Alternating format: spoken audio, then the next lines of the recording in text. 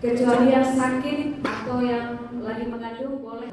Sebanyak 3.247 surat keputusan, SK pengangkatan pegawai negeri sipil dan pegawai pemerintah dengan perjanjian kerja atau PPPK untuk jabatan fungsional guru serta tenaga teknis diserahkan pemerintah Aceh di pendopo gubernur pada Selasa 29 Agustus 2023. Dari jumlah SK yang diserahkan itu, 2.829 diantaranya merupakan jabatan fungsional guru.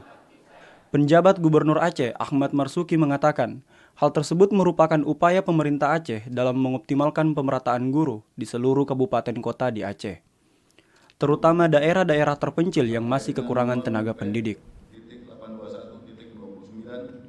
Udah ada guru-guru yang dari daerah terpencil tadi di antara mereka, dan memang di daerahnya tentunya Dinas Pendidikan Aceh sudah berdiskusi sama kita akan hitung supaya guru-gurunya ideal di semua tempat. Kita bertahap lah, kita akan bertahap semuanya. Mudah-mudahan setelah ini ada lagi di tahun berikutnya. Jadi juga ada berita-berita di masa lalu kan bahwa tahun ini tidak ada lagi honorer. Kenyataannya kita sudah 5.000 kita lantik.